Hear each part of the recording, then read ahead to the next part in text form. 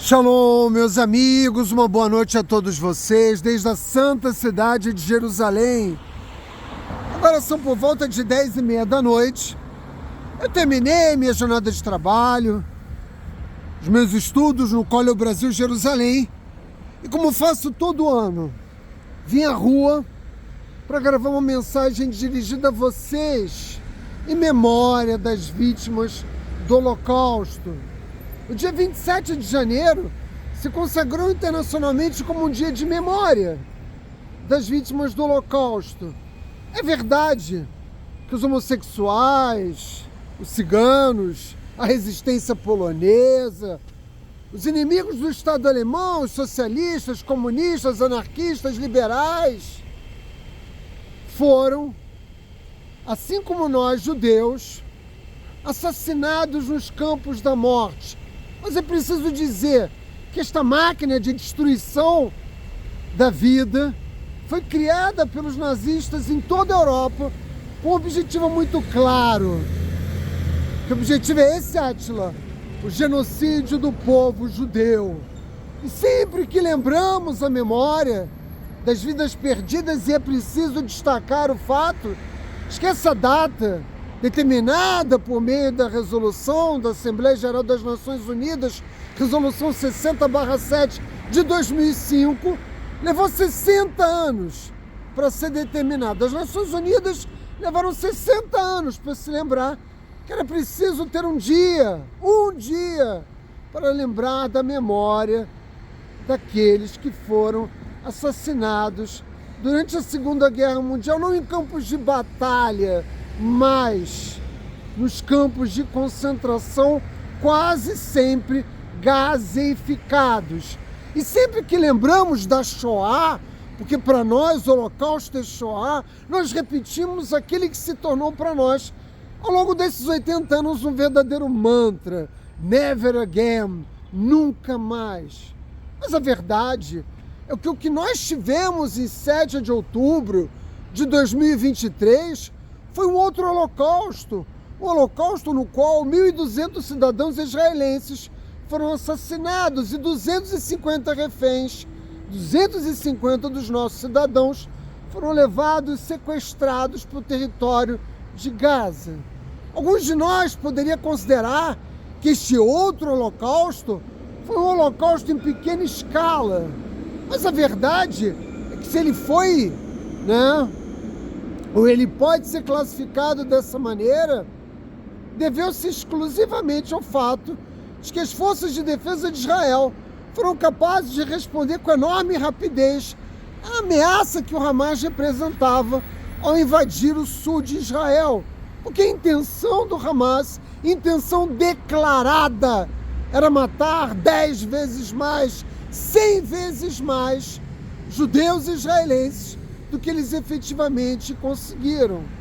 Portanto, 7 de outubro deve ser lembrado sempre por nós como um momento em que nós tragicamente revivemos o Holocausto.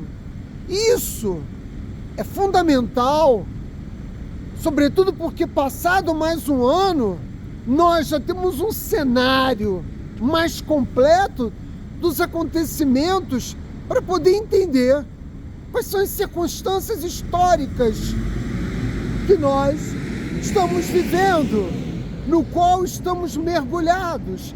E eu devo dizer, o Hamas é um movimento, assim como toda a causa palestina, de clara inspiração neonazista. E não é por outra razão que, quando as forças de defesa de Israel invadem o território de Gaza, ou também de Jenin, ou da Samária, ou da Judeia, sempre encontra o maldito livro Mein Kampf como livro de cabeceira dos líderes desse movimento de ódio contra o povo judeu. Trata-se, portanto, de um movimento que, desde o seu nascedouro, teve uma clara inspiração. E que inspiração é essa? O genocídio contra o povo judeu. Não se trata de uma ideologia propriamente racista, como foi a ideologia nazista, mas, num certo sentido, é pior. Porque uma vez que a clivagem não é racial, mas religiosa, resta muito pouco fora do Islã que possa, né, ser reconhecido como parte da humanidade e mereça o direito e a dignidade de ter vida. Naturalmente, os judeus não fazem parte dessa categoria, uma vez que o Alcorão nos classifica como animais. De modo, meus amigos, que é preciso, e eu devo fazer isso ainda que brevemente, lembrar alguns acontecimentos que tiveram lugar nesse último período, para nós podermos entender por quê, né, que eu posso afirmar com bastante clareza e nitidez que o que aconteceu no dia 7 de outubro de 2023 foi um outro holocausto. Nós sofremos com pogroms nesse período que se seguiu a perseguição dos torcedores do Maccabi na Holanda, a tentativa de linchamento de judeus no aeroporto russo do Daguestão, cercados por uma turba odiosa que queria massacrar judeus naquele local, assim como a destruição contínua do patrimônio do povo judeu, que na última semana chegou ao ponto na Austrália de ser incendiadas uma escola, a destruição de uma sinagoga 2 semanas atrás, o que nos lembra, evidentemente, forçosamente, a Noite dos Cristais, ocorrida na Alemanha nos anos 30. Vejam que cada um dos eventos que tiveram lugar no período que antecedem a ascensão do nazismo ao poder e depois o estabelecimento do poder totalitário, né, do nazismo na Alemanha, se repetem em pequena escala. Mas essa escala ela é pequena porque o que nós estamos vendo é um processo contínuo de ampliação, de fortalecimento do antissemitismo no mundo. De modo que nossas propriedades são vítimas não só do vandalismo, como nós temos acompanhado por meio de pichações, como o nosso povo tem sido vítima, né, de um processo contínuo de agressões que são físicas e que são também verbais no mundo todo, né? São registrados índices de aumento de eventos de ódio antissemita como jamais tiveram lugar no mundo desde o final da Segunda Guerra Mundial. Eu gostaria de acrescentar que só no ano de 2024, aqui em Israel, não é em qualquer outra parte do mundo, nós sofremos 18.685 ataques e deles resultaram a morte de 134 israelenses e de mais de 1.200 feridos. Vejam que essas agressões que crescem em Israel e no mundo todo fazem parte do panorama do crescimento do antissemitismo no mundo todo. E nesse roteiro de horror, nem mesmo os cemitérios judaicos são poupados, sendo vítimas contínuas de profanação. Aonde quer que a estrela de Davi brilhe, sejam entre os vivos e os mortos, o nosso povo tem sido vítima de ameaça, de modo que nós podemos afirmar que nós estamos diante de um movimento abrangente de antissemitismo no mundo. Se antes ele estava, de alguma maneira, circunscrito à Alemanha nazista, hoje não. Hoje as tropas de assalto, né, nazistas, representadas pelo movimento pró-palestino, ocupam o seu lugar em todas as capitais do mundo, intimidando estudantes nas universidades norte-americanas, perseguindo judeus na Bélgica, na Espanha, na Itália, na Alemanha, sem falar de grupos neonazistas mesmo, que atuam livremente na Hungria, na Croácia, na Ucrânia, de modo que, para qualquer um que seja um espectador minimamente consciente, não há como não correlacionar todos esses fatos para dizermos que nós alcançamos o nível mais alto registrado de ameaças à vida do povo judeu desde o final da Segunda Guerra Mundial. Já não podemos mais promover no interior das nossas comunidades nem mesmo eventos culturais, quem sabe uma pequena peça de teatro infantil, porque aonde nós nos reunimos, esses grupos, essas tropas de assalto, né, se apressam, né, a nos intimidar a tal ponto que aqueles judeus, que até muito pouco tempo atrás tinham orgulho de expressar a sua identidade judaica, já não podem mais fazê-lo. E isso na França, e isso na Inglaterra, e isso na Alemanha, e isso nos Estados Unidos. Nós estamos falando de países, poucos dos países que ainda têm governos, né, manifestamente democráticos, porque não é surpreendente reconhecer que nesse ambiente, né, 57 nações do mundo sejam governadas por tiranias, por regimes totalitários espalhados por todos os continentes. Ou seja, é um cenário, né, que se assemelha muito, embora ele tenha contornos globais e não apenas limitados a uma única nação, é um cenário que aponta claramente, né, para o desencadear de um movimento antissemita no qual os judeus comecem a ser assassinados nas ruas, não apenas por atentados terroristas promovidos por palestinos, mas também por todos aqueles outros grupos de ódio que se mobilizam contra nós. Saibam, meus amigos, e esse dado que me chegou por meio do amigo Dagoberto Menche há poucos dias atrás, é um dado aterrador. A Liga de Difamação dos Estados Unidos revelou por meio de uma pesquisa que 46% dos adultos, né, no mundo têm visões significativamente antissemitas. O que isso significa? Significa que 1 em cada 2 homens adultos do mundo traz consigo, na sua consciência, alguma forma de manifestação de ódio contra o povo judeu. E não importa se hoje esse ódio se manifesta por meio da acusação contra o sionismo. Isso tudo, né, não passa de uma fachada para esconder aquilo do qual se trata efetivamente, que é o velho preconceito contra o povo judeu. Aqueles que são acusados de sionistas devem lembrar-se que eles estão sendo acusados de serem judeus. E como isso foi possível? Como foi possível que um salto, né, gigantesco como esse tivesse tido lugar em tão pouco tempo?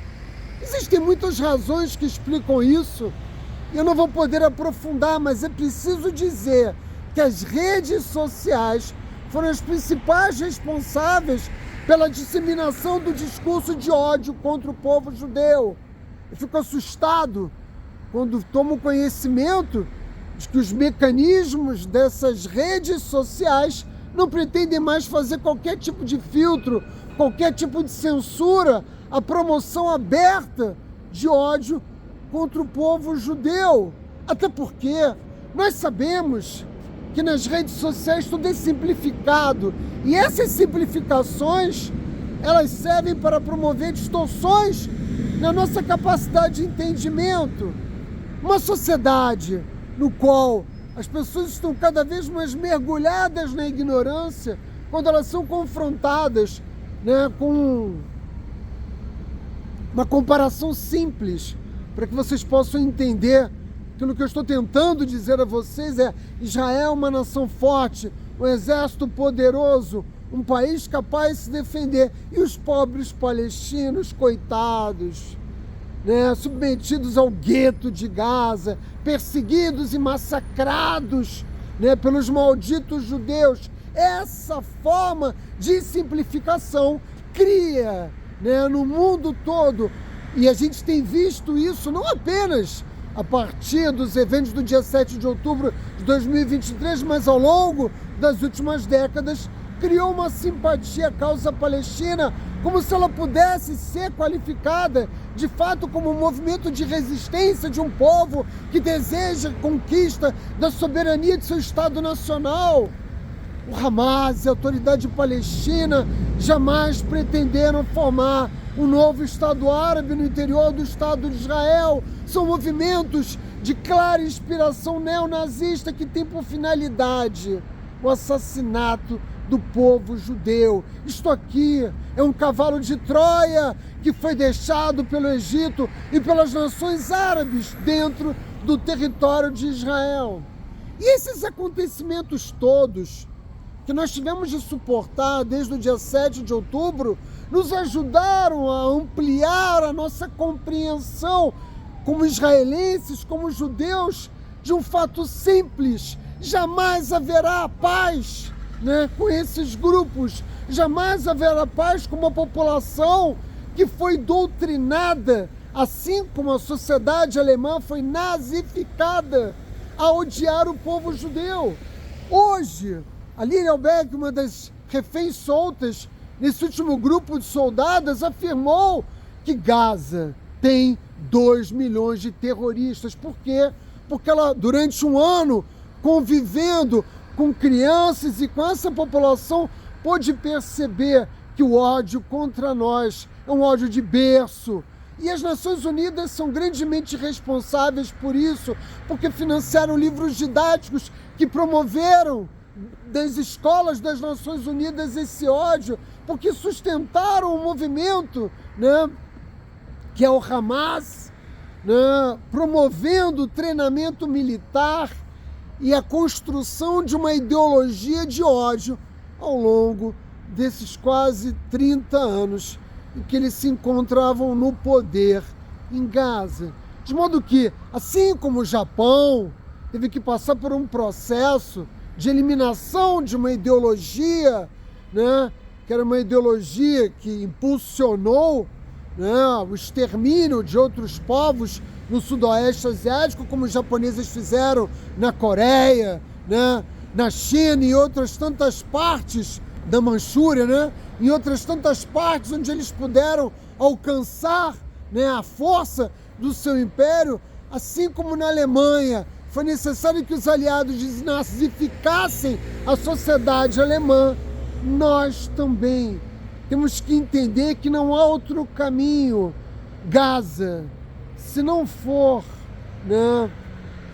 eliminada como uma ameaça real à sociedade israelense, esse conflito jamais terá fim. De modo que Israel deve assumir mano militar, o controle desse território, reconhecendo que um dos erros mais terríveis da sua política externa ao longo dos anos foi transferir o controle de Gaza para a autoridade dos palestinos, que elegeram ninguém mais, ninguém menos do que o Hamas para governar uma sociedade que tem, por razões religiosas, por razões históricas, um ódio ancestral contra o povo judeu.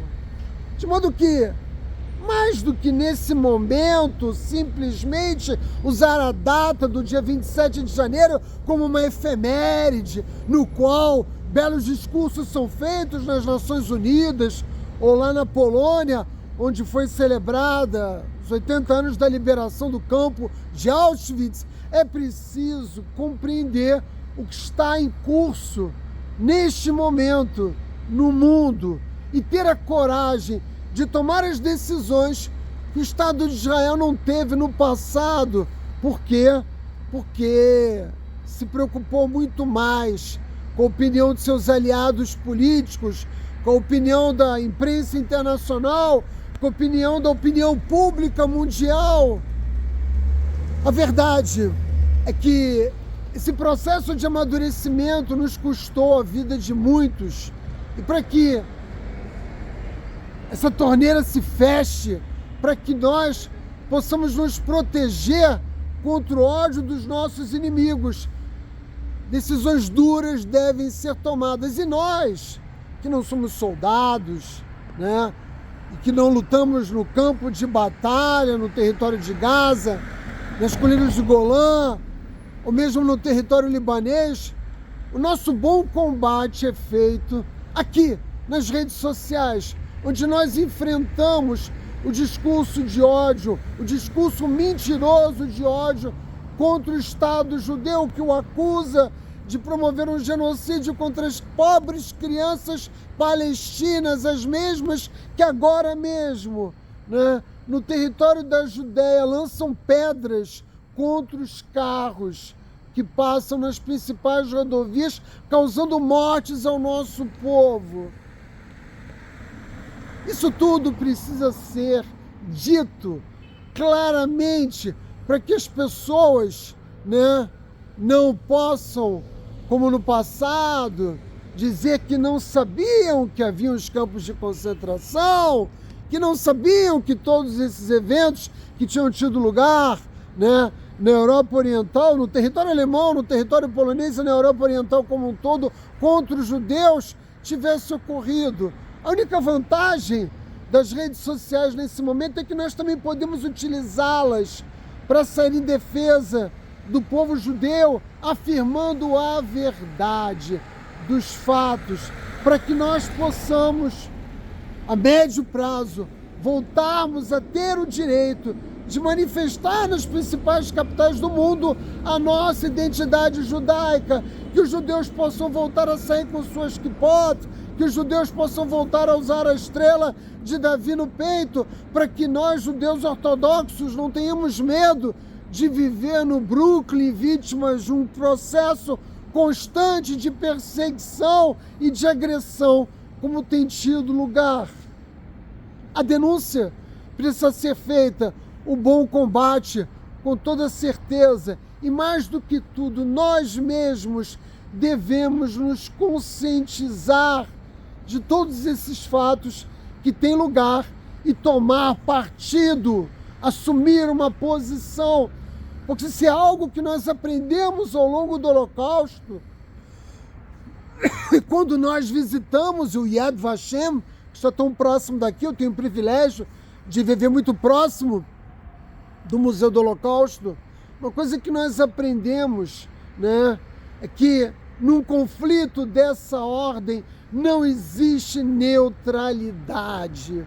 A neutralidade é dos covardes, a neutralidade é daqueles que não honram a sua própria condição humana. Nós devemos sair, né, desta posição cômoda que muitos escolheram permanecer, né, se escondendo da realidade, e defendermos em alto e bom som, né, que o povo judeu tem direito de existir na sua terra ancestral, que a terra de Israel é uma terra que pertence ao nosso povo por direito, e que aqui nós temos igualmente o direito de praticarmos a nossa fé como temos feito há mais de 3.000 anos, para que o mundo saiba que Israel é um Estado judeu e jamais deixará de ser, meus amigos. Uma boa semana a todos vocês. Que no ano que vem, nessa data, a gente possa ter notícias melhores do que essas que nos chegam no dia de hoje, meus amigos. Bye!